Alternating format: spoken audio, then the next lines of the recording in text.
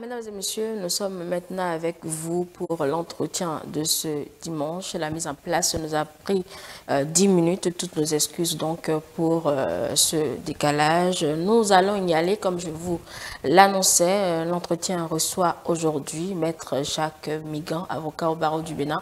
Bonjour à vous, Maître Jacques Bonjour, Migan. madame. J'espère que vous allez bien. Je me porte très bien, je rends grâce. Heureuse de le savoir. Alors, nous aurons 2 temps pour cet entretien. Comme je vous le disais, en prime, l'actualité de cette semaine qui a tourné autour du parti Les Démocrates, de leur manque de quitus fiscaux en passant par la décision de la Cour constitutionnelle qui, bien évidemment, les relance dans la course et l'obtention de leur récépissé définitif. En deuxième temps, on abordera cette exigence du groupe de travail sur la détention arbitraire des Nations Unies qui appelle les autorités béninoises à relâcher Madame Madougou et à l'indemniser. Nous allons donc évoquer les contours de cette on va dire, injonction. On va démarrer déjà donc avec le premier temps de cet entretien. Maître Jacques Migan, vous avez suivi l'actualité cette semaine. Eh bien, vous le savez, les démocrates sont officiellement dans les starting blocks pour les législatives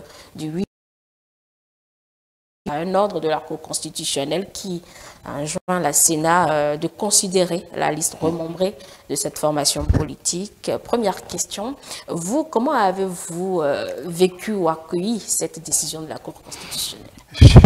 Cher journaliste, je crois que quand j'ai écouté la décision rendue par la Cour constitutionnelle, j'ai vu beaucoup d'enseignements. Beaucoup d'enseignements. Beaucoup de lucidité et satisfaction en même temps. Et je vais même compléter un élément très important, espoir. Pourquoi? Je crois que la décision qui a été rendue, elle a démontré, souligné la vitalité, je dirais même la crédibilité de l'état de droit qui règne au Bénin. D'accord. Ah oui, l'état de droit, la vitalité qui règne au Bénin à travers cette décision qui a été rendue. Ce n'est pas la première, mais c'est parce que nous ne faisons pas souvent attention à la Cour sous l'ère du régime du président Patrice Talon. Son indépendance, son impartialité, une Cour qui ne se laisse pas influencer. Je le dis parce que quand la décision avait été rendue contre le gouvernement de Patrice Talon, lui enjoignant d'aller à promulgation de la loi sur les renseignements, beaucoup s'étaient posé de questions. Et la Cour avait été saisie par le président de l'Assemblée nationale en son temps. Et l'Assemblée nationale qui a saisi la Cour a enjoint au gouvernement du président Patrice Talon qui n'avait pas sollicité la réélecture de la loi qui venait d'être votée, encore moins qu'elle n'a pas non plus promulgué.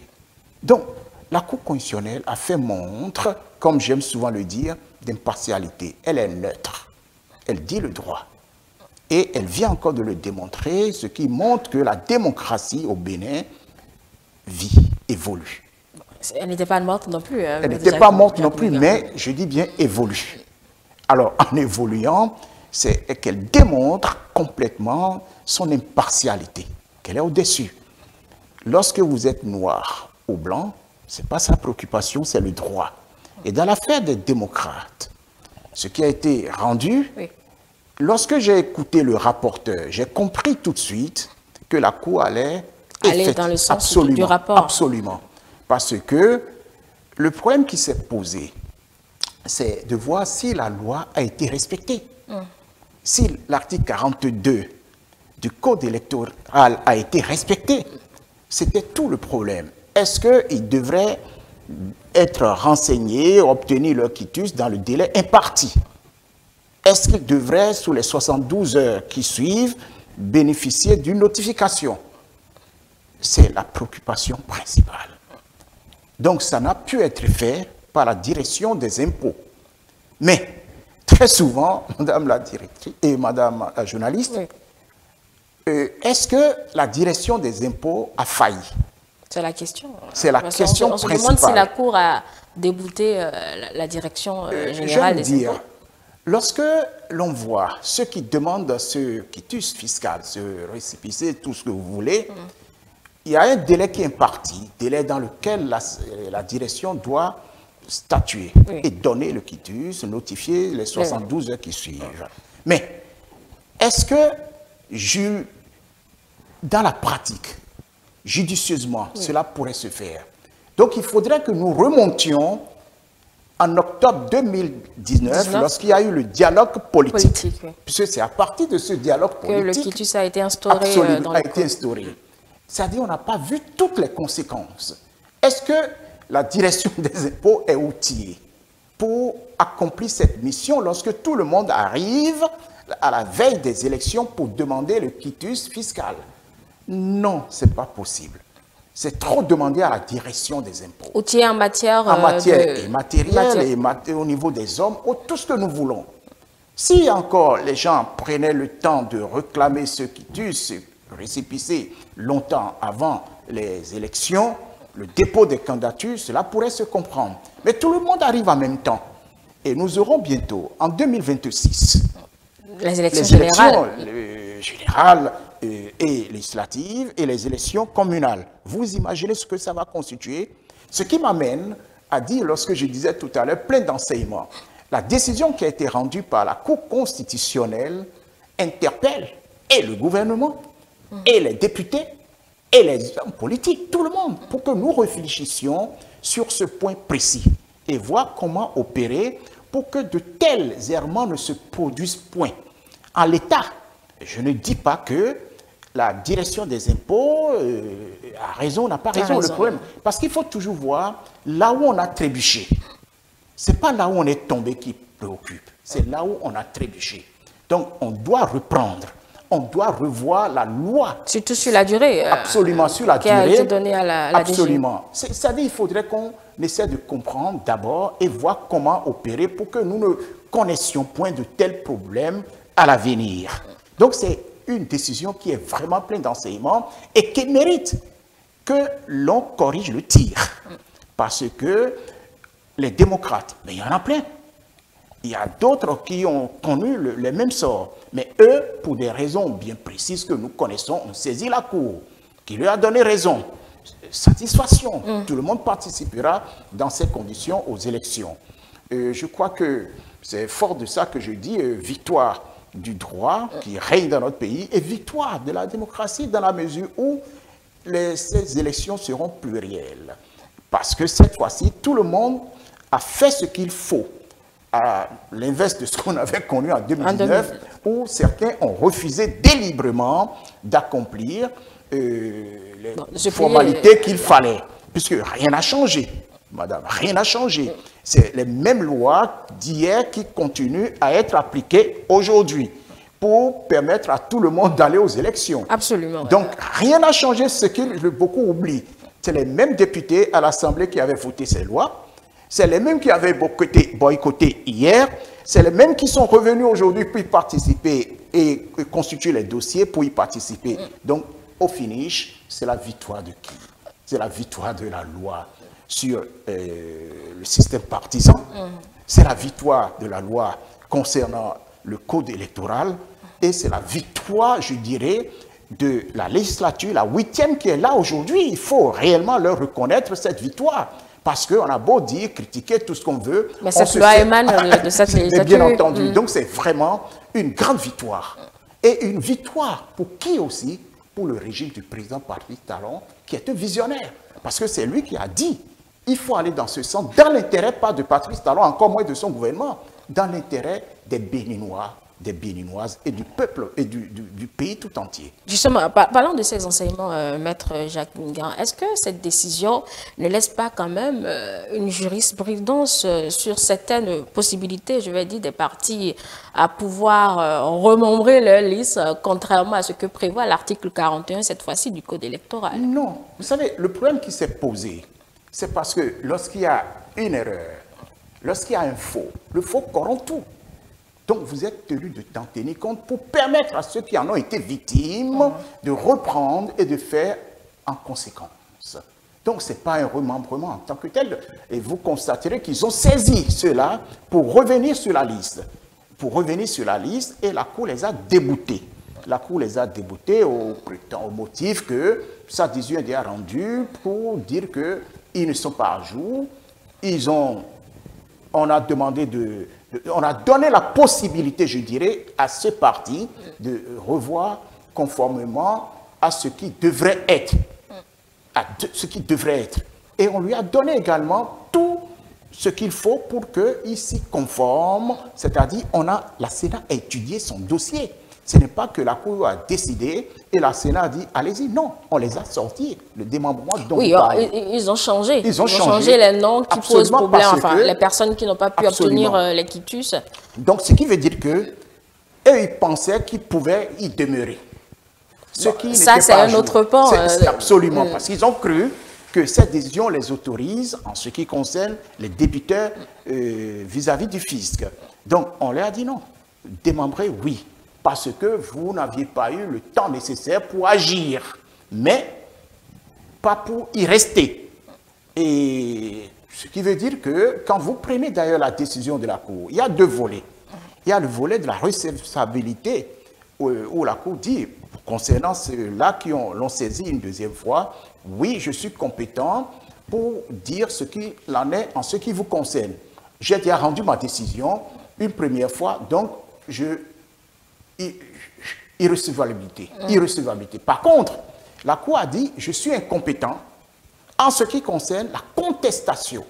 Parce qu'ils disent qu'ils sont en train de remettre en cause le montant, en quelque sorte.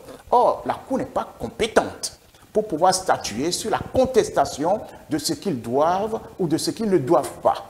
Je ne sais pas si vous voyez les deux points. Bien évidemment, mais ma précédente question, au fait, Jacques Mingran, c'était de savoir, c'est de savoir si cela ne laisse pas tache d'huile pour le futur, en réalité, pour que de pareils cas se posent.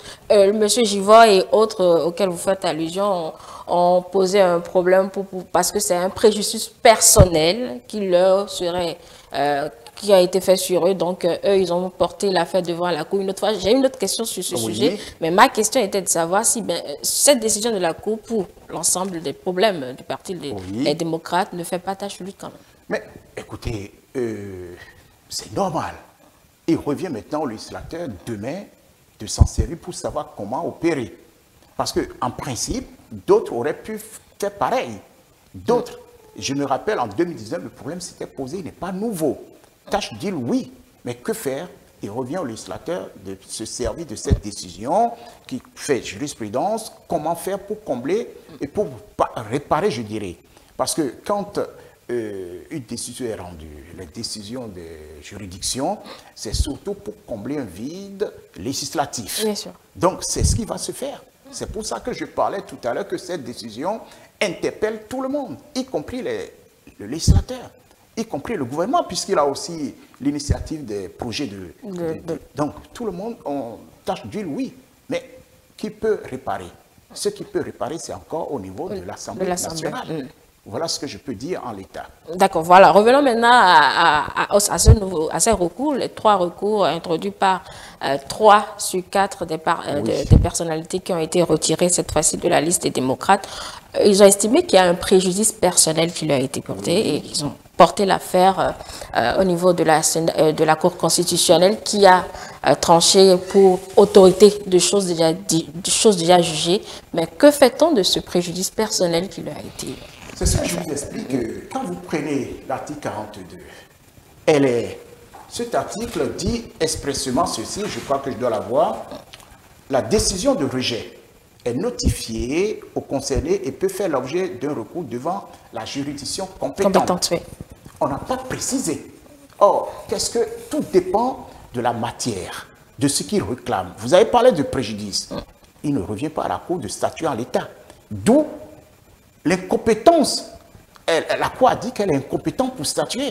Il leur revient de saisir la juridiction compétente pour dire nous avions été victimes d'un préjudice qui nous a été causé par telle structure de l'administration qui peut régler ce problème. Et quelle est cette juridiction compétente? Mais la juridiction, les avocats le diront. Moi, je ne peux pas en l'état. Je suis Vous pas êtes avocat, justement. Non, j'ai un principe. J'ai un principe. Je ne commande pas cela, puisque s'ils n'avaient pas constitué avocat, je le dirais. Je le dirais, et il revient à leur conseil de dire la juridiction compétente qui aurait dû être saisie. Je ne sais pas si vous voyez. Bien sûr. Il revient à ses conseils de savoir quelle juridiction pour que la Cour ne se déclare pas incompétente. Mais nous sommes sur un plateau de télévision. Non, les téléspectateurs voudraient bien savoir. Nous avons soit la Cour suprême en sa chambre administrative, comme nous avions les juges judiciaires. Tout dépend des éléments qui seront dans le dossier. Or, ici, je ne sais pas ce qu'ils ont produit. Donc, je ne peux pas de manière affirmative vous dire c'est la juridiction judiciaire classique ou la juridiction administrative de la Cour suprême. Donc, je ne peux pas sur le plateau puisque je n'ai pas les éléments du dossier pour l'apprécier. Et puis, je ne peux pas, surtout en tant qu'ancien bâtonnier, me substituer au conseil pour dire vous avez fait ceci, vous avez fait cela. Ce n'est pas moi qui ai dit qu'ils ont agi et ils ont amené la Cour à se déclarer incompétente. C'est au vu de ce qu'ils ont déposé comme dossier. On leur a donné raison en disant recevabilité. Mais la décision a déjà été jugée, donc il n'y a plus ma possibilité de juger ces trois-là, puisque la première décision qui a été rendue concernant le parti a déjà tout réglé et a autorité de la chose jugée en vertu de l'article 124 de la Constitution qui nous dit que les décisions de la Cour constitutionnelle sont sans voie de recours. Donc voilà ce qu'on peut dire en l'état. Mais donc il y a d'autres juridictions qui peuvent être saisies pour Mais bien entendu, c'est ce que je viens de vous dire. Absolument. Vous avez d'autres juridictions qui peuvent, dans la même affaire. C'est comme si, par exemple, au cours de cette affaire, il y a bagarre. Au cours de cette affaire, il y a tout ce qui touche le volet pénal. Donc, il reviendra au juge pénal de se servir du dossier, comme au juge civil de se servir du dossier, au juge administratif de se servir du dossier. Donc, nous avons, et c'est là où je dis attention, lisons l'article 42, la juridiction compétente. La juridiction compétente, elle a été la Cour constitutionnelle en ce qui concerne le problème qui se posait au niveau des élections proprement dites. Mais en ce qui concerne le préjudice, sa réparation, qui peut statuer? Mais c'est le juge compétent. Et ce juge compétent, c'est au vu du dossier, au vu des pièces produites, qu'on pourrait dire qui est ou qui n'est pas compétent. Voilà ce que je peux dire en l'état. Absolument. Alors, quand on analyse un peu tout ce processus, Maître Jacques Migan, il y a beaucoup qui se sont réjouis, beaucoup ont jubilé cette décision, la première décision de la Cour concernant l'ensemble des difficultés du Parti Les Démocrates. Je voudrais bien savoir, est-ce qu'il y a matière à jubiler vu que ce sont les voies légales prévues par les textes de la République? C'est-à-dire qu'il faut situer les joies des uns des autres. Mais moi-même, je vous ai dit que je suis satisfait. Tout dépend de ce qu'on exprime. Parce que d'aucuns vous diront, le droit a été dit. Mais moi-même qui suis devant vous, j'ai dit, je suis satisfait parce que le droit, ça justifie que nous sommes dans un état de droit. D'autres vous diront, ça c'est très bien parce que tout le monde participera aux élections. Tout le monde, et c'est là où tout dépend de là où on est et de ce qu'on prend. Est-ce que ce choix, en fait, ne dénote pas un peu de toutes les suspicions qu'on peut avoir ou qu'ils ont eues à un moment donné sur les institutions de la République? Vous savez, ce que je vais vous dire, hier, on avait l'impression, on disait que le gouvernement du président Patrice Talon manipulait ou on le soupçonnait de créer les conditions pour que les démocrates n'aillent pas aux élections. Je crois que c'est la victoire, premièrement, de ce gouvernement qui a démontré qu'il n'y a pour rien dans ce qui se passe. Sinon, est-ce qu'on aurait pu dire que la direction des impôts, qui est un démembrement du ministère des Finances, a erré? Non, on n'aurait jamais dit cela. Si tel est qu'il y avait manipulation. Donc, ceux qui ont l'habitude de dire viennent de constater et de comprendre que nous sommes dans aujourd'hui un régime très respectueux, je dis bien très respectueux des normes, du droit. Et je vous ai donné l'exemple tout à l'heure de la décision de cette même Cour qui a enjoint au gouvernement du président Patrice Talon d'aller à promulgation de la loi sur les renseignements Donc c'est une grande victoire et je crois que le peuple le salue et tout le monde a compris à travers cette décision que le gouvernement est complètement en dehors de ce qui se passe. Ce qui est d'ailleurs, quand vous observez l'attitude de ce gouvernement, de ce régime, je dirais, c'est la neutralité. L'intérêt qui préoccupe, c'est que les élections se passent et pour tout le monde. Et je crois que c'est une victoire, non seulement pour ce gouvernement, une victoire pour tout le monde. Et ils l'ont reconnu. Tout à l'heure, peut-être que si nous avons l'occasion, nous en parlerons en ce qui concerne la liste électorale. C'est-à-dire ce qui se passe depuis, il faut l'avouer, c'est nouveau. C'est nouveau. Tout à l'heure, nous sommes en train de parler de la décision qui a été rendue. Oui. Est-ce que vous vous imaginez la liste électorale, tout le monde, tous les partis politiques, tout le monde, tous les partis, qu'ils soient de l'opposition, qu'ils soient de la mouvance, et même la société civile la trouve fiable. La question de la fiabilité, ils ne sont pas unanimes là-dessus, mais est-ce que vous pouvez me donner un exemple aux élections? Pardon? Elle peut nous conduire aux élections, c'est ce qui a été au finish obtenu. Est-ce que vous pouvez me donner un parti, une ONG, que le parti soit de l'opposition, que le parti soit de la mouvance, dire que cette liste n'est pas fiable? Et j'ai les raisons, puisque nous connaissons pourquoi ces partis politiques et de la mouvance et de l'opposition, les ONG, tout le monde, et même la communauté internationale, tout le monde applaudit. Nous savons parce que tout a été fait dans la transparence, comme ce qui se passe aujourd'hui. C'est-à-dire, la Cour a montré son impartialité. La Cour a montré sa rigueur. La Cour a montré sa neutralité. C'est-à-dire qu'elle est au service du droit et non au service d'un politique. Alors qu'elle-même est composée et de juristes et de politiques. Parce que souvent, on oublie que c'est une cour qui est composée, elle n'est pas que composée des hommes de loi, elle est aussi composée des hommes politiques. Et quand vous voyez sa composition et ceux qui sont à cette cour, qui composent cette cour, vous observerez que c'est des gens qui ont été choisis par les députés, le gouvernement. Mais lorsqu'il est question de rendre des décisions, vous m'aviez nommé, je ne vous connais plus. C'est ce qui se passe, c'est ce qui vient de se passer. Et il faut l'applaudir.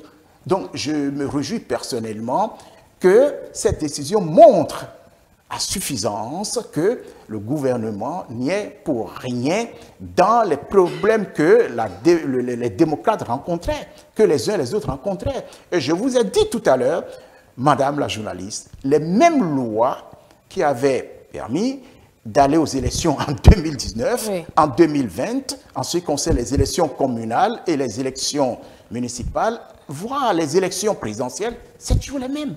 On n'a pas changé.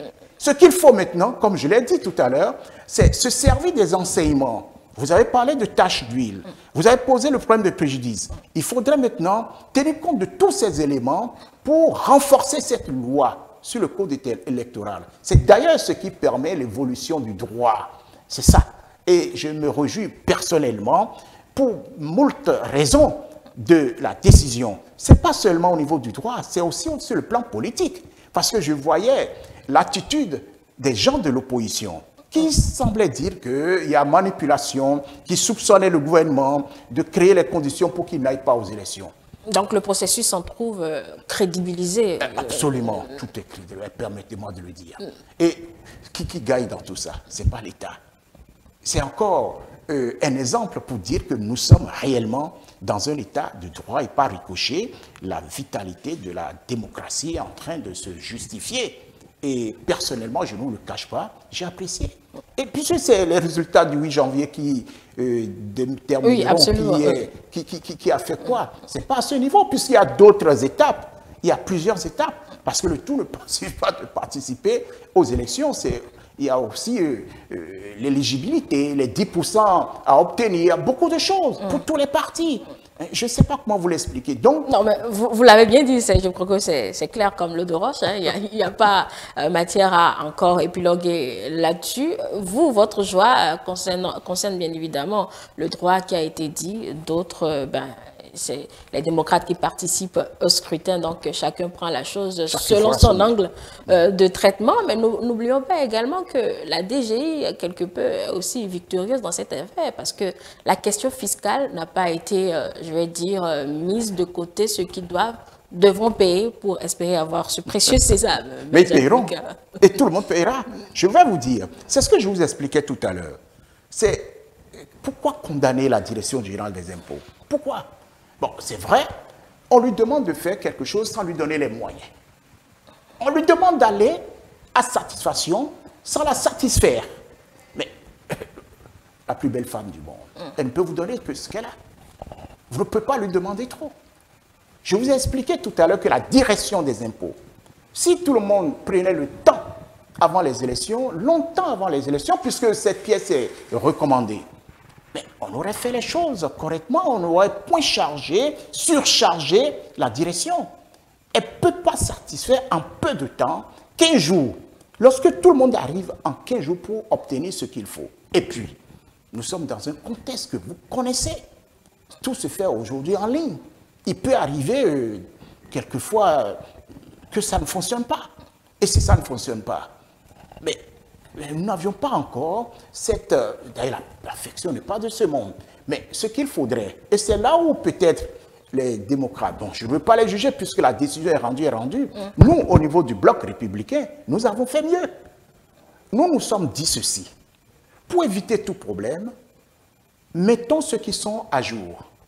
Vous ne pouvez déposer votre dossier que quand vous présentez le quitus fiscal, le récépissé fiscal. Si vous l'avez, on vous met tout de suite sur la liste. Lorsque vous remplissez, si les critères sont remplis, je crois qu'il faudrait faire ainsi. Mais, à la place des démocrates, vous savez, les trois qui posaient problème, aujourd'hui, ils n'y sont pas. Bon, c'est pas un problème, c'est un problème de délai. C'est pas un problème de cette personnalité. Selon la décision de la Cour, on l'a dit à suffisance, c'est un problème de délai. Ils savaient très bien qu'ils n'étaient pas à jour. Ils le savaient. La bonne foi. Le contenu, on ne maîtrise pas forcément ce qui se dit entre la DGI. Ils ont joué sur les tests de loi, ce qui est à leur profit. Je le reconnais, ils ont gagné. Mais ce que je dis par là, si les démocrates mettaient X, Y, Z, ceux qui doivent voter voteraient toujours pour ce parti. C'est là où je vais en venir. D'accord. Ceux qui doivent voter pour le parti-là, ils voteraient.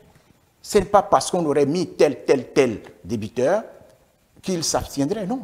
Pour jouer, il faut miser sur ses meilleurs cartes aussi. Aujourd'hui, ces cartes sont là aujourd'hui. Or, ce que je veux dire, c'est sur le plan psychologique. Parce que quand vous prenez les démocrates, qui constituent un des partis de l'opposition, ce n'est pas le seul parti de l'opposition. Comme les gens semblent dire, surtout les médias extérieurs, ou qui pensent que quand on parle de l'opposition, c'est les démocrates. Non, les démocrates ne constituent pas le seul parti de l'opposition. Vous avez Foscori.bd, vous avez MPL, vous avez d'autres qui sont de l'opposition. Mais les présenter comme tels, je dis, c'est parce qu'ils rassemblent les radicaux, si vous plairez, si vous voulez, ceux qui sont fondamentalement, foncièrement, contre ce que fait Patrice Talon. Patrice Talon il fait des routes dans l'intérêt de tout le monde passe sur cette route, ça ne leur plaît pas. Patrice Talon fait ceci. C'est leur position politique. Que je respecte. Voilà, on va respecter cette position. Que je respecte. Parce que, vous savez, ça me fait penser, pas ici au Bénin, ailleurs, un parti, quel que soit ce que ferait ce gouvernement étranger, français, ils sont toujours dans l'opposition que nous appelons systématique. Vous auriez beau faire ou bien faire, bon, on ne va pas rentrer dans ces considérations. Il vaut mieux. Et tel que vous le dites, est-ce que tous ces événements ne viennent pas quelque peu mettre la pression, Maître Jacques Migan, sur cette formation politique? Aujourd'hui, ils sont de la liste. Beaucoup pensaient qu'ils n'y seraient pas. En tout cas, grâce à cette grâce à cette décision de la Cour constitutionnelle, ils y sont. Est-ce que ça ne met pas un peu de la pression sur eux pour faire valoir ce qu'ils valent sur le terrain? Sur le terrain. Le 8 janvier, nous le saurons. Mais avant le 8 janvier, nous le saurons. Puisque quand les élections vont se faire, d'une part, je vous ai dit, ce n'est pas encore terminé. Et que ce soit le Bloc républicain, que ce soit l'UP, le Renouveau, il y a aussi d'autres étapes pour arriver pour dire j'ai gagné. Nous l'avions vécu en son temps, en 2019, en ce qui concerne les élections législatives 2020, en ce qui concerne les élections communales et municipales, le PRD était un parti qui avait 10 députés avant 2016 à l'Assemblée nationale. Et ce parti a été tout le temps éliminé pour n'avoir pas eu les 10% sur toute l'étendue du territoire. Donc attendons en ce qui concerne les démocrates. Attendons en ce qui concerne Force Corruption et Bénin émergent. En ce qui concerne tous les partis. Tous les partis. Donc on ne peut pas en l'état dire est-ce que non, c'est le 8 janvier 2023 où tout le monde sera édifié sur son sort. Donc en l'état, moi ce que je sais, si vous me parlez de mon parti, le Bloc républicain, je vous dirai tout de suite oui. Ce n'est pas à l'ordre du jour, non? Je vous dirai que nous, non seulement nous aurons les 10%, mais nous gagnerons les élections. Ce n'est pas à l'ordre du jour, Maître Jacques Méga. D'accord. La question, elle était précise. Donc, vous avez dit d'attendre l'issue du 8 janvier Oui, pour avoir... Je partage. Voilà. Dans le calendrier électoral, voilà là où nous en sommes. Si vous devez apprécier tout ce qui s'est passé jusqu'à aujourd'hui, je vais parler de toutes les institutions impliquées dans cette élection. Et la Sénat, oui, la NIP, la DGI et tous ces organes. Permettez-moi de vous dire, tout se passe correctement et conformément à ce qui est prévu avec l'association de tout le monde. Et je crois que cet état démontre que nous allons vers des élections apaisantes. Les élections qui vont être de paix.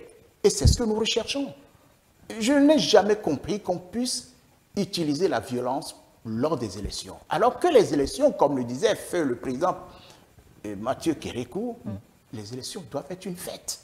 Puisque nous voulons des gens qui vont nous représenter, les gens qui vont nous gouverner, les gens qui vont nous servir. Alors pourquoi se bagarrer? Puisque ce que nous recherchons, c'est l'intérêt du pays.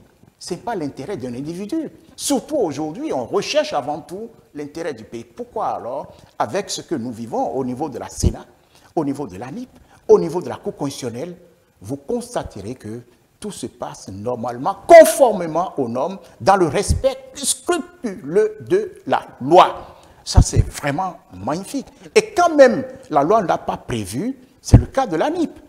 Regardez les audits, par exemple. Ce n'était pas prévu par la loi. Et pourtant, ça a été fait, puisque tout ce qui n'est pas prévu par la loi n'est pas interdit. C'est pas interdit. Par contre, comme je le disais tout à l'heure en ce qui concerne la Cour, il reviendra au moment opportun aux législateurs d'en tenir compte pour combler ce vide.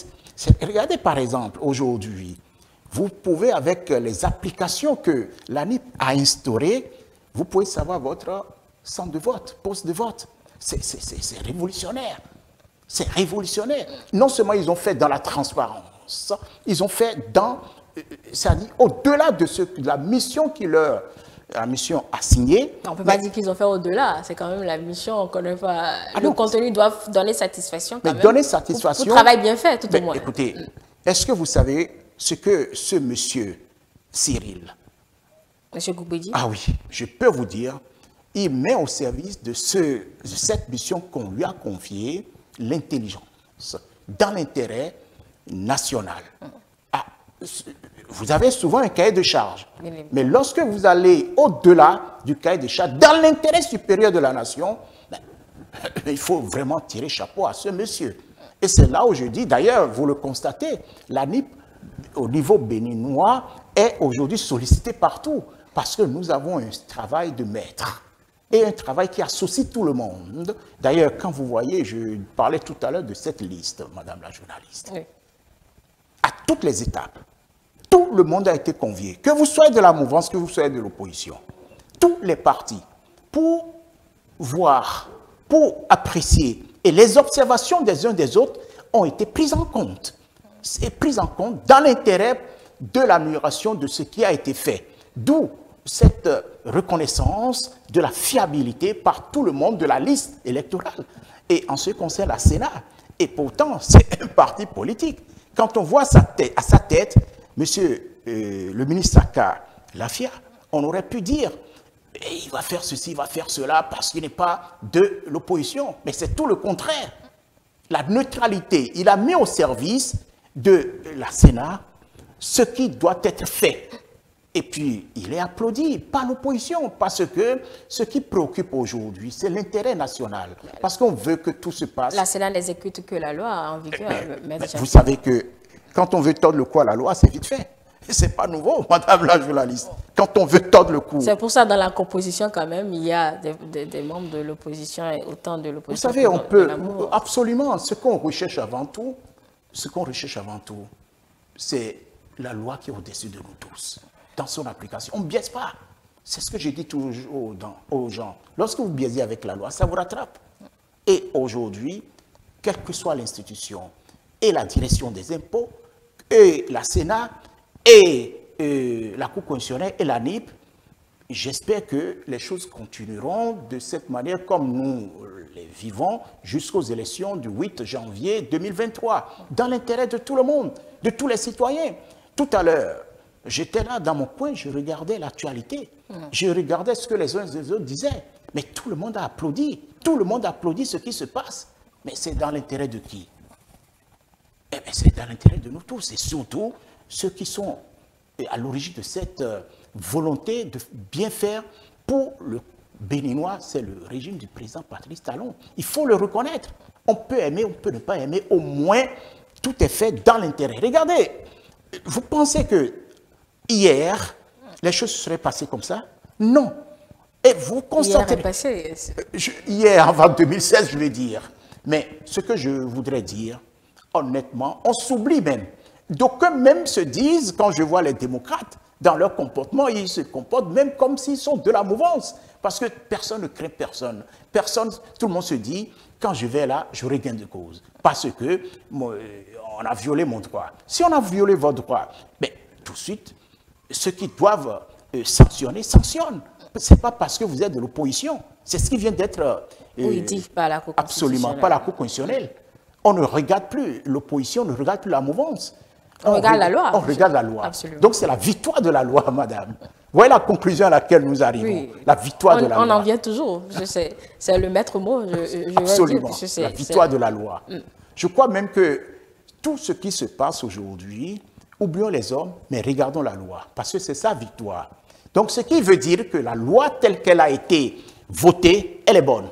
Voilà. Alors aujourd'hui, nous en sommes à 7 formations politiques qui participent à ces élections aux législatives de 2023.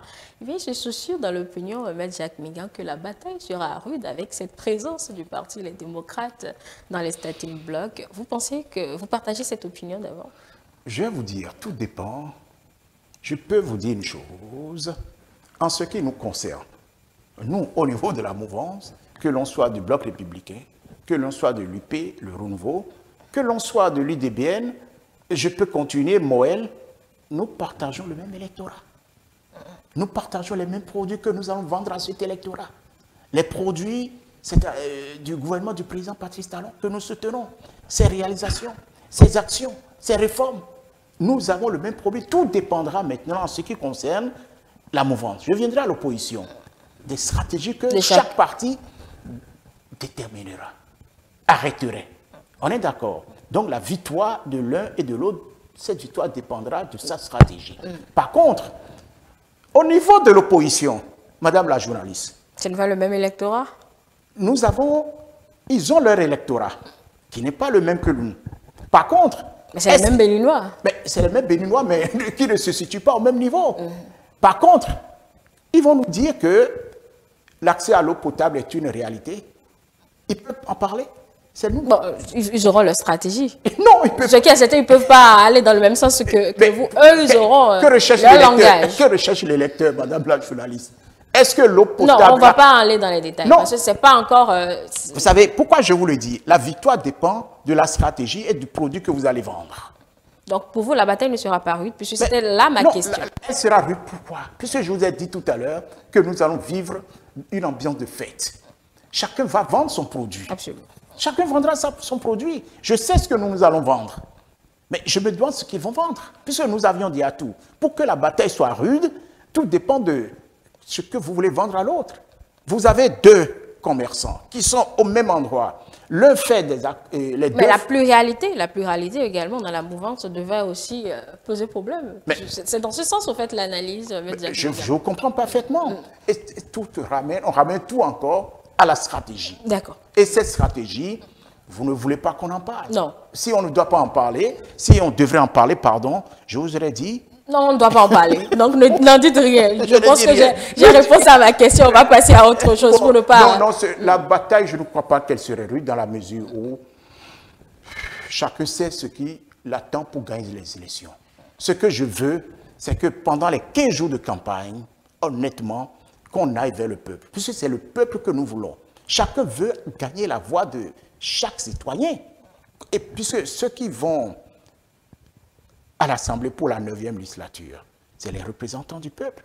Donc, ce que je demande à chaque citoyen, c'est de bien regarder et de ne pas, c'est-à-dire d'apprécier au vu de ce qu'on vient lui dire. Ils le feront au moment opportun. Je l'espère, je l'espère, je l'espère. Voilà. Alors, nous allons sortir donc de ce débat avec cette toute dernière question. Tous ces épisodes jusqu'à présent, Maître Jacques Migan laissent quand même quelque chose pour l'avenir quand même. Vous avez dit... Espoir. J'ai dit c'est des enseignements. Donc, il y a de l'espoir. Non, je crois que c'est des élections capitales qui augurent des horizons formidables pour demain et qui expriment que ceux qui ont pensé le système partisan, la loi électorale, avec tout ce que nous sommes en train de vivre aujourd'hui, c'est une réussite totale. Une réussite totale. Donc, il revient maintenant à chaque institution, le gouvernement, les partis, l'Assemblée, la Cour, tout le monde doit se mettre ensemble pour tirer le son de ce que nous sommes en train de vivre et ce que nous vivrons jusqu'au 8 janvier 2023. C'est impératif, parce que c'est des élections, aussi curieux que ça puisse paraître, fondamentales. Vous avez dû observer quelque chose, madame la journaliste. Avant ces élections, les va-et-vient d'un parti à un autre, les recompositions, tel a rejoint tel parti, tel est sorti de tel parti, c'est le moment. Sinon, après, c'est plus possible. Les positionnements. Le PRD a rejoint l'Union progressiste pour exister. Pour répondre à leur remontada, comme ils le disent. L'UDBN est ressorti pour aller seul. Mouel dit, moi, je vais y aller pour voir ce que je pèse. Ainsi de suite. MPL va aussi aux élections. Les démocrates, c'est pour la première fois. Enfin, nous saurons ce que vaut chacun. Je ne sais pas si vous voyez l'importance de ces élections du 8 janvier. Enfin, on va savoir ce que pèse chacun. Parce que juste là, on disait les frères siamois. On parlait de l'UP, on parlait du BR. On a eu les législatives quand même. De 2019, 2019. Certains continuent de parler de siamois. Oui, on parle toujours. Mais aujourd'hui, le mot siamois disparaît. Tout le monde est logé, tout le monde n'est plus logé à la même enseigne. Donc, réellement, les élections du 8 janvier seront des élections, je dirais, rudes, non déterminantes. Parce qu'elle projette pour 2020, j'insiste quand même. Mais bien entendu, c'est surtout pour ça. Parce que c'est à partir de là, ça va faciliter la tâche à ceux qui seront élus le 8 janvier. Je ne sais pas si ce serait le 8 ou le 9, tout dépendra de, de 2026. Le scrutin aura lieu le 8. Et le scrutin aura lieu le 8. Mais pour 2026, ces élections seront beaucoup plus, les choses seront beaucoup plus faciles. Vous n'avez pas vu d'ailleurs, moi j'ai constaté, depuis 2019 à maintenant, il y a une évolution positive de la situation politique au Bénin. Hier, on était tendu. Hier, on était, on se voyait comme des frères ennemis. Mais non, c'est fini. J'étais heureux quand je regardais M. Mondoté et puis toute sa délégation saluer les gens du Sénat. C'est-à-dire, c'était la joie, tout le monde riait, une bonne ambiance, pour montrer que... Souris large. Absolument. Certains diraient, it's elle. Vous l'avez constaté aussi, certainement. Bien sûr. Donc, c'est pour vous dire que nous entrons dans une ère où ça devient... La fête a même déjà commencé. Et j'espère que cette fête soit ainsi jusqu'au 8 janvier, sans violence aucune. Pour que nous ne vivions plus ce que nous avions constaté en 2019 et en 2020. Voilà ce que je peux vous dire. Voilà, Maître Jacques Migan, ainsi on va donc boucler cette première partie au sujet des partis en lice pour les législatives. Abordons à présent le second temps de notre entretien, Maître Jacques Migan. Vous le savez, le 2 novembre dernier, eh bien, le groupe de travail sur la détention arbitraire des Nations Unies a réclamé la remise en liberté de Madame Madougou, condamnée en décembre 2021 à 20 ans de prison pour financement de terrorisme, association de malfaiteurs et complicité d'actes terroristes, une condamnation jugée arbitraire. Cette nouvelle, Maître Jacques Migan, avocat au barreau du Bénin, vous a-t-elle un peu surpris autant dans le fond que dans la forme? Ça, c'est la question. Il s'agit d'un avis qui a été donné par le groupe de travail. Parce que une décision, bon, on peut l'appeler pas décision si vous préférez, puisque ils ont décidé.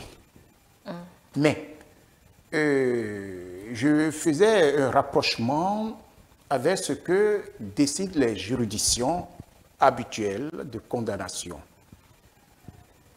Madame la journaliste, nous n'allons pas refaire, rejuger. La décision est rendue. Elle est rendue.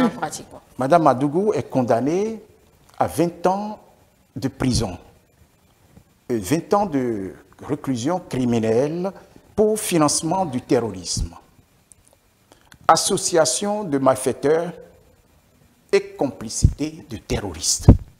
On ne revient plus sur ça. Cette décision a autorité de la chose jugée. Elle avait la possibilité de demander un nouveau procès. Faire appel. Faire appel si vous préférez. Elle ne l'a pas fait. Donc, ne l'ayant pas fait, le délai étant écoulé, nous pouvons dire que la décision a force de loi, parce qu'elle a autorité de chose jugée et s'impose à tout le monde.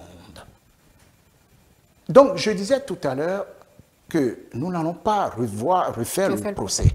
Par contre, ce que je voudrais, si vous me le permettez, c'est de rappeler tout simplement ce que le groupe de travail de l'ONU sur la détention arbitraire a défini, déterminé, pour dire que lorsque vous rentrez dans cette catégorie-là, il y a détention arbitraire. Donc, je ne fais pas un procès, je ne commande pas non plus la décision.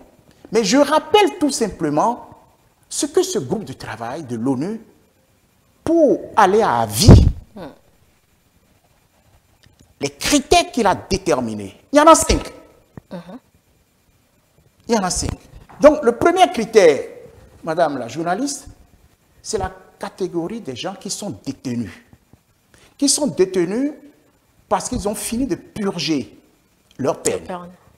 Ils ont fini de purger leur peine et on les maintient encore en prison. Ce qu'on appelle détention arbitraire. Ou encore, des gens qui bénéficient d'une loi d'amnistie. Au lieu de la loi est votée, promulguée, tout, on les maintient en prison. Détention arbitraire. Ce n'est pas moi qui le dis.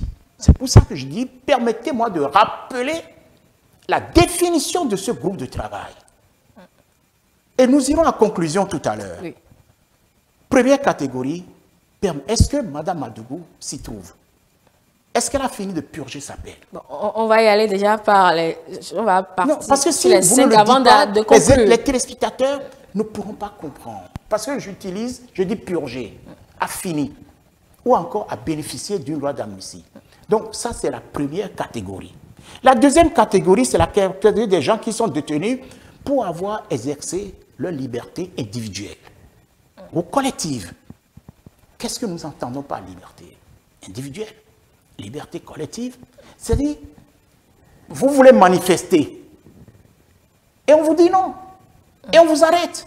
Mais si on vous arrête parce que vous voulez exprimer votre droit légal d'aller et venir, détention, on vous arrête pour ça, c'est une détention arbitraire ou collective avec d'autres Ou encore, lorsque vous manifestez votre désaccord, comme le fait souvent certains politiques de l'opposition, qu'il soit Mme Zanou Célestine, qu'elle soit Mme Zanou Célestine, qu'il soit M.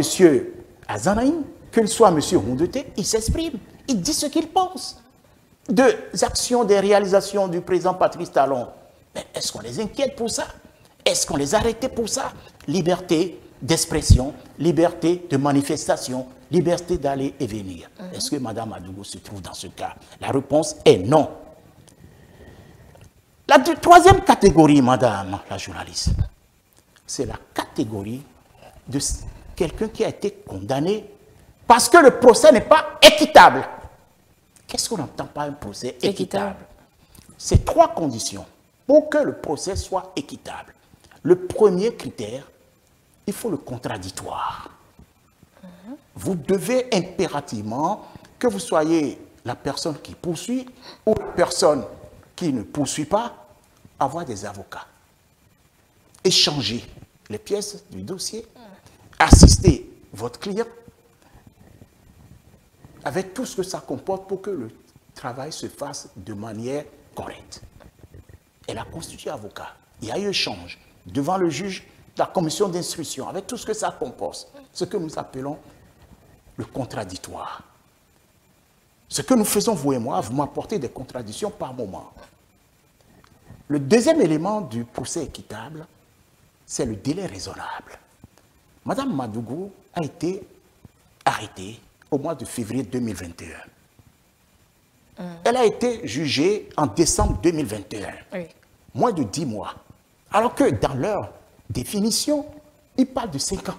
Elle a fait 5 ans. De délai raisonnable. De délai raisonnable. Donc, on a tout fait, mener les investigations, tout. Donc, ça, c'est la troisième catégorie. Donc, on a respecté ce délai équitable. Il y a le délai, j'ai parlé du contradictoire, j'ai parlé du délai raisonnable. Le troisième élément du procès équitable, c'est le double degré de juridiction. C'est-à-dire, lorsque tout à l'heure, vous m'aviez dit, elle devrait faire appel. Vous vous souvenez? Bien sûr. Elle a été condamnée. Elle avait la possibilité de porter son affaire devant une juridiction supérieure. Elle avait ce droit qui lui est offert par la loi. Elle y a renoncé. Donc, il n'y a pas eu procès non équitable. Le procès a été équitable en ce qui concerne Madougou. Vous êtes d'accord avec moi? Donc, ça, c'est la troisième catégorie. Donc, nous ne sommes pas dans cette définition arrêtés par le groupe de travail de l'ONU sur la détention arbitraire. La quatrième catégorie, c'est la catégorie des réfugiés. Ou encore, des gens qui sont exilés. Nous sommes au Bénin. Est-ce qu'elle est partie se réfugier dans une ambassade? Et on est parti la chercher pour la mettre en prison? Non, elle circulait sur toute l'étendue du territoire béninois. Est-ce qu'elle est exilée dans son pays? Madame, non. La réponse est non. Elle n'est pas en exil. On ne peut pas être exilé chez soi. À la rigueur, on aurait pu dire, comme certains le font dans leur propre pays, je vais me réfugier dans une ambassade pour ne pas être pris par les... Vous voyez ce que je veux dire? Oui. Donc, quatrième condition, non plus. Il n'y a pas de détention arbitraire. Ce n'est pas moi qui le dis, c'est le groupe de travail. La cinquième catégorie, est-ce qu'elle a été détenue pour son ethnie? Est-ce qu'elle est Goum? Est-ce qu'elle est Goum? Goum, ceux de Porte-Nouveau là, ou Yoruba, ou Dendi, ou Bariba. Les chefs d'accusation ne parlent pas d'ethnie. Donc, on a parlé d'ethnie. Alors, est-ce qu'elle a été détenue parce qu'elle est de la région méridionale? Ce n'est pas moi qui le dis, hein. C'est le groupe de travail. Est-ce qu'elle a été détenue parce qu'elle est du septentrion? Non. Est-ce qu'elle a été détenue à raison de son sexe? Non plus. Est-ce qu'elle a été détenue parce qu'elle a des tendances sexuelles, lesbiennes et consorts? Non plus. Est-ce qu'elle a été détenue parce qu'elle appartient à une communauté, un parti politique? Je n'en sais rien. La réponse est non. Est-ce qu'elle a été détenue parce qu'elle a un handicap? Elle est handicapée? La réponse est non. Voilà les 5 catégories définies par le groupe de travail pour dire détention arbitraire. Et là, cette commission, ce groupe de travail, après avoir détenu cela, vient dire à mon pays, le Bénin, vous aviez erré en maintenant Madame Madougou en détention arbitraire. Vous et moi, Madame, est-ce que nous sommes dans un cas des définitions que je viens d'énumérer? Ce que vous êtes en train de dire, que c'est le groupe de travail est allé contre ses propres exigences en matière de détention arbitraire.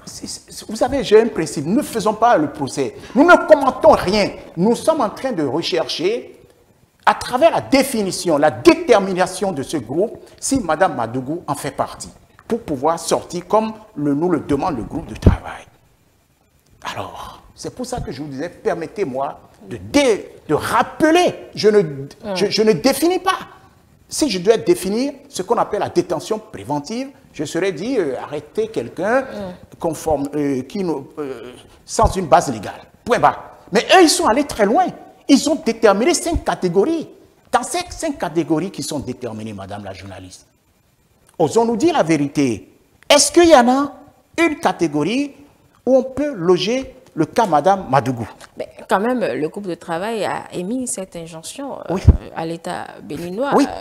Dans le document de 17 pages, ils ont quand même parlé de sources, Maître Jacques Migan. Oui, mais ils ont parlé de sources. De quelles sources? Pour arguer. Mais vous savez, quand on parle de sources, j'ai lu, voilà, la décision dont vous parlez, voilà ce qu'ils ont dit. Je l'ai là.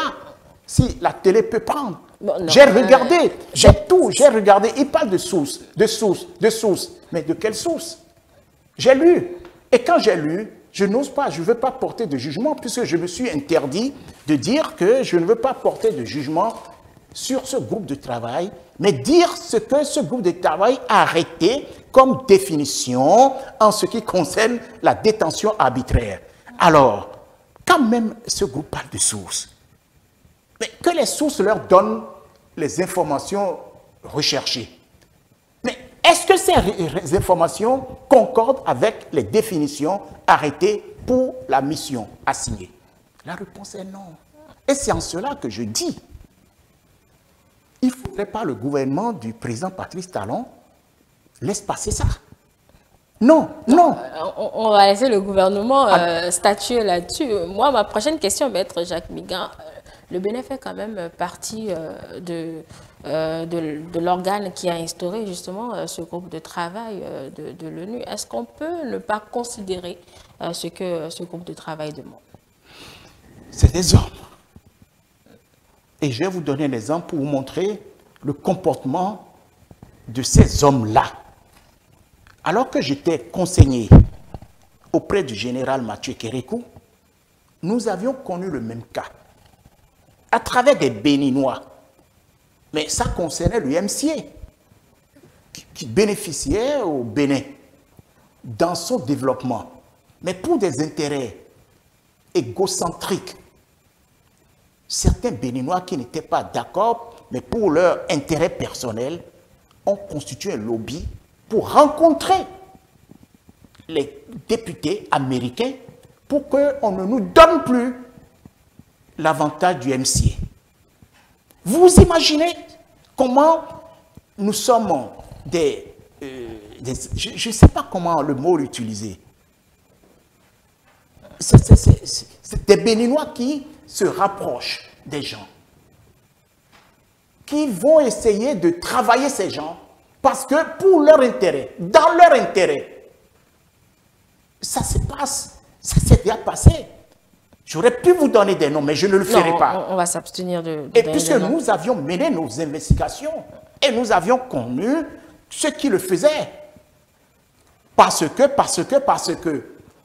Je suis d'accord qu'on ne soit pas d'accord avec le président Patrice Talon.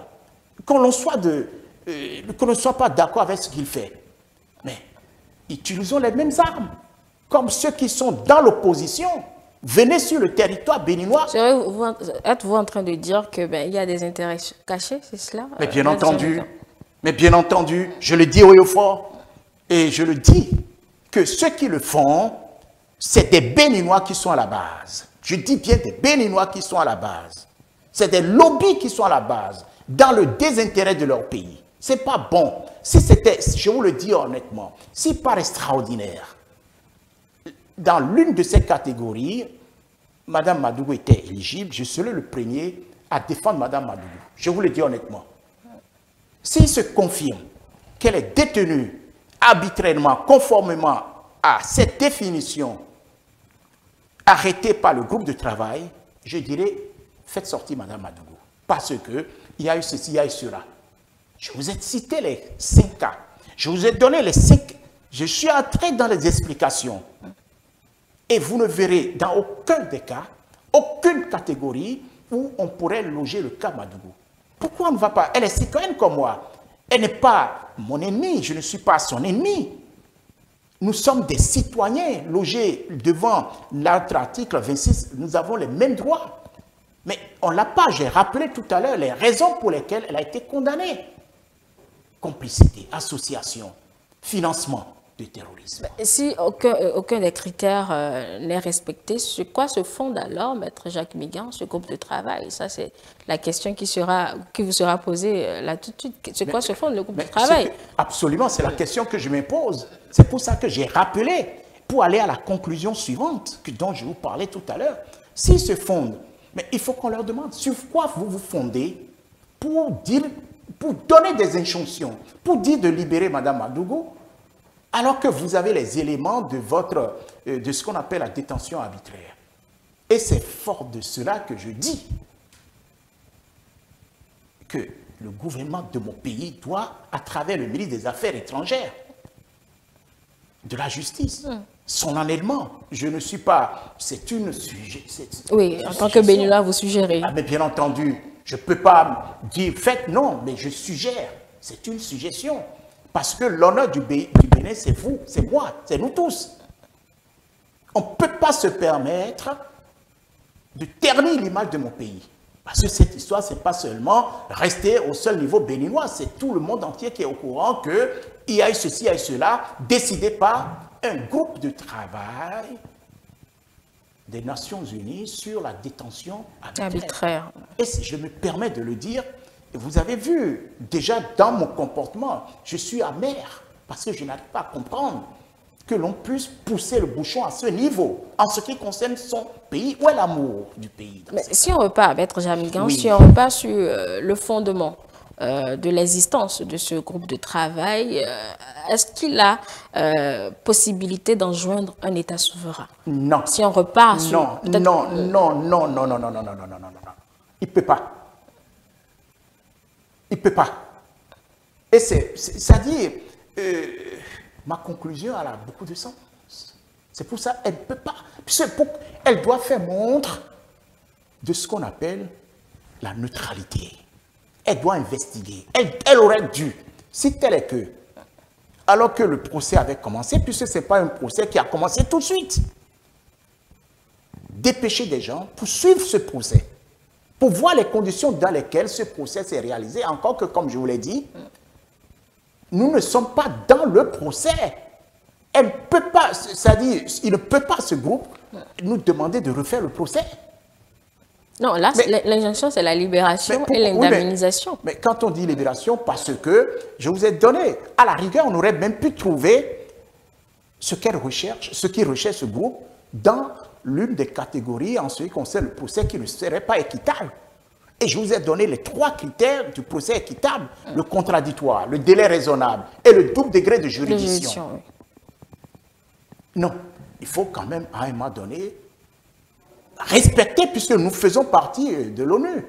Donc nous sommes concernés. Nous avons aussi ce droit de dire, attention, si nous avions accepté d'en faire partie de cette institution onusienne, donc ça veut dire que nous voulons que si nous faisons mal, que la loi nous frappe. Si le groupe ne peut pas enjoindre l'État souverain, à quoi répond son existence, Maître Jacques Miguin? Pardon? À quoi répond son existence? Son existence. Son existence, son travail, c'est pour tenir compte d'un élément du contradictoire et d'un élément du procès équitable contradictoire. Avant d'aller à existence, avant de faire, le groupe détermine son cahier de charge, sa feuille de route. Parce que le groupe ne s'est pas levé tout de suite pour dire tel cas ne répond pas aux critères des droits de l'homme. Parce qu'au finish, c'est le droit de l'homme qui se pose.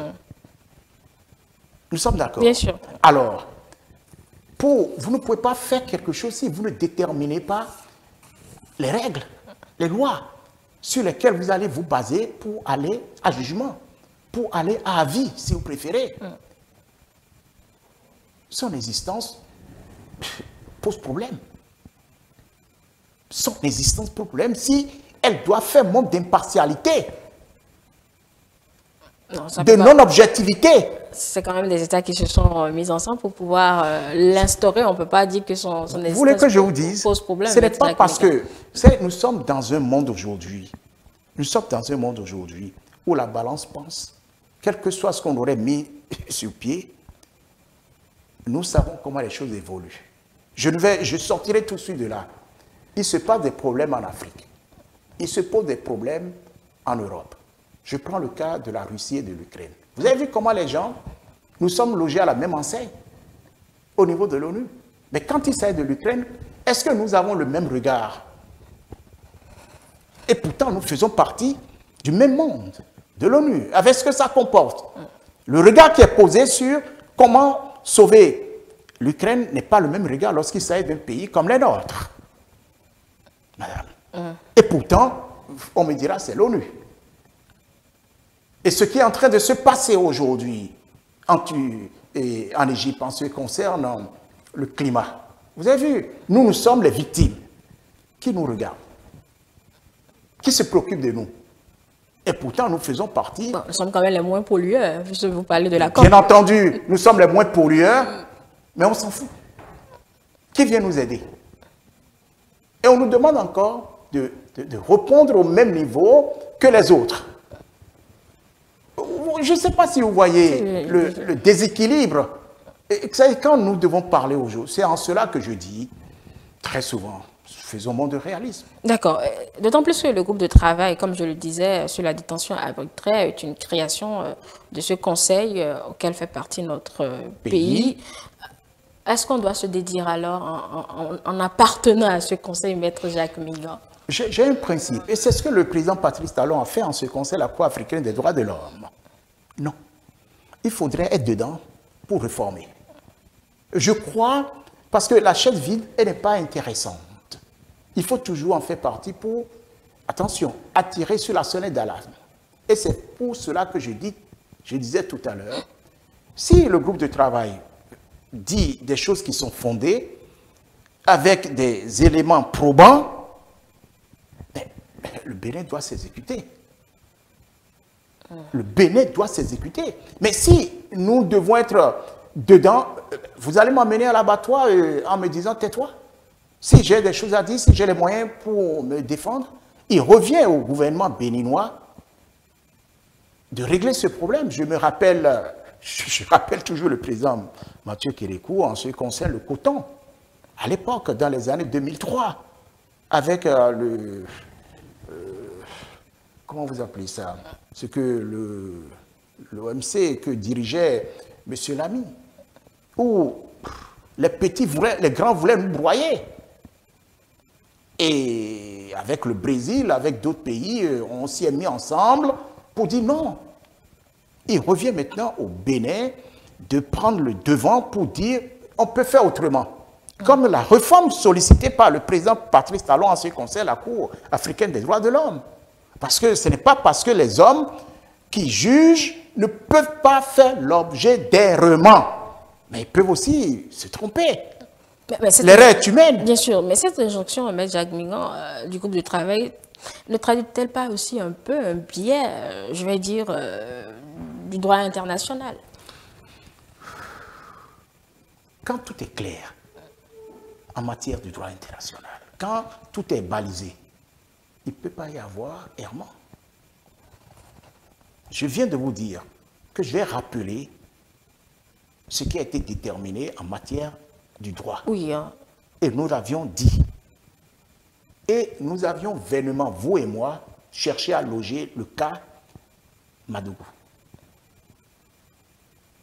Il n'y a plus de discussion. Il n'y a plus de discussion. moi, j'ai toujours dit ceci. Avant de dire, il faut chercher à savoir. Avant de dire, il faut toujours investiguer. Avant de dire, et pour prendre la parole, quand vous ne savez pas, on ne dit pas. On nous parle de sources. Le groupe de travail nous parle de sources. Oui, et ces sources, nous les avons. Oui. De quelle source il est question? Moi, je connais la source. J'ai lu les écrits de la décision du 31 août 2022, il me semble, hein, ça a été rendu en 2021, adopté, ce qu'ils ont adopté le 31 août 2022. J'ai lu, j'ai tout lu. Reprenez ce qui a été dit lors du procès Madougou. Reprenez le contenu de ce qu'ils ont fait. Et vous constaterez ce que nous sommes en train de dire. Donc, si je dois vous résumer, Maître Jacques Migan, pour vous, c'est une vaine pression sur l'État béninois qui plus est souverain, c'est cela? Je dirais que, si vous me le permettez, le travail de ce groupe de travail n'est pas objectif. D'accord. C'est ce que ma conclusion sur ce point-là. Il n'est pas objectif. Jusque-là, on n'a pas... Il n'a pas fait monde de neutralité pour aller à vie. Il n'a pas été objectif. Il n'a pas fait monde de neutralité. Il n'a pas été respectueux de ses propres définitions. Ce groupe de travail, il n'a pas, c'est-à-dire, il n'est pas objectif. Vous déterminez des critères et vous mettez ça de côté pour aller à vie. Permettez-moi. Bon, jusque-là, on n'a pas eu de réaction officielle de l'État béninois. C'est vrai, le groupe de travail a donné, je pense, une durée de 6 mois pour répondre à cet avis. C'est bien cela. Quel sort réservé à cette injonction ou à cette demande ou tout ce que vous voulez? L'efficacité dans laquelle travaille l'État béninois et de la discrétion efficacité, il ne faut pas mettre sur la place publique ce qu'ils sont en train de faire. Mais ce que je sais, et connaissant ce régime, c'est un régime qui ne critique, c'est la critique positive. Quand ce régime critique, que ce soit les institutions régionales, sous-régionales, internationales, mais c'est en même temps pour aller à solution. Et ça, c'est le propre de ce régime. Quand le régime met l'accent sur quelque chose, c'est en même temps pour trouver ou dire, on peut faire autrement, on peut faire mieux. Et c'est pour cela que je vous disais tout à l'heure que le tout ne suffirait point de dire nous quittons. Pourquoi quitter? Nous faisons partie, nous pouvons revoir de l'intérieur ce qui se passe. Mais si on n'y répond pas, si on ne quitte pas, ça va laisser à désirer notre président. Moi, je fais confiance au régime du président Patrice Talon, au gouvernement du président Patrice Talon. Je sais que le président Patrice Talon, connaissant sa manière de fonctionner, ils vont agir. Ça, j'en suis convaincu. Ils vont agir. D'accord, donc on attend simplement nous attendons. Parce que si on peut réaction pas, je ne suis pas du gouvernement, je ne maîtrise pas, mais en tant que citoyen, je sais que mon pays ne laisserait pas passer cet avis.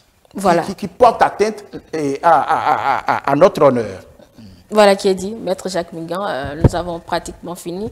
Je pense que les téléspectateurs ont compris l'essentiel de cette question, de cette injonction du groupe de travail de l'ONU. Nous devons partir. Maître Jacques Migan, je vous donne quelques minutes pour pouvoir conclure. Écoutez, je vous remercie beaucoup de me permettre de m'exprimer sur les préparatifs qui conduisent aux élections du 8 janvier, notamment en ce qui concerne la décision qui a été rendue.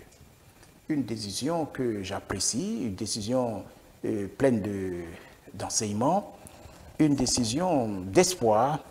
Et je vous remercie sincèrement d'avoir aussi posé des questions pertinentes sur les différents partis, les démocrates.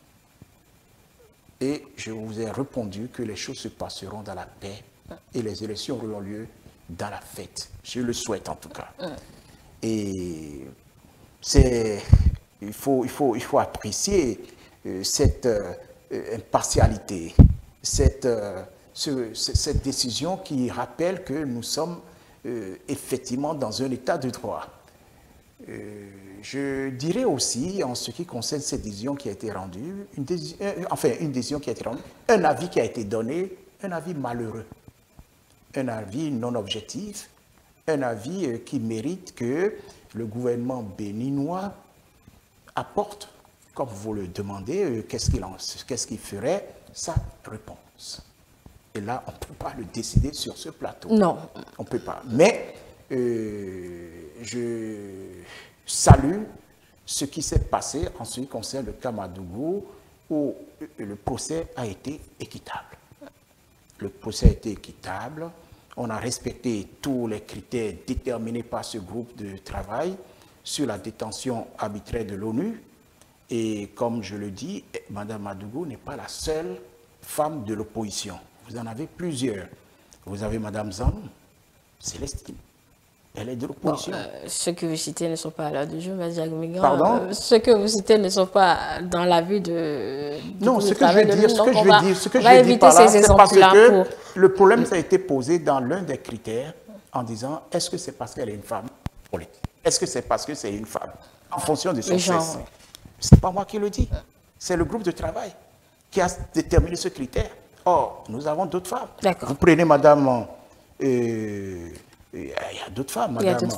Madame Prudencio, c'est aussi une femme politique.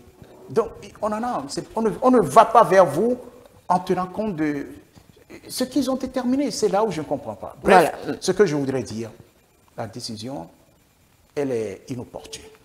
Merci à vous. Il est inopportun. Merci à vous, Maître Jacques Migan, avocat au barreau du Bénin. De toute façon, on attend la réaction de l'État, puisque l'avis donne mention de 6 mois pour pouvoir avoir réponse à cette injonction. Mesdames et messieurs, ainsi prend fin l'entretien de ce dimanche. Merci de nous avoir suivis. Je vous rappelle très rapidement le reste du programme. Juste derrière moi, vous allez retrouver le duel présenté par Xavier Noumon. Et après, Théodule Ronsa va s'installer avec nos confrères pour l'hebdo des éditorialistes. Moi, je vous retrouve avec toute l'équipe un peu avant 14 h pour le débrief de cette matinée.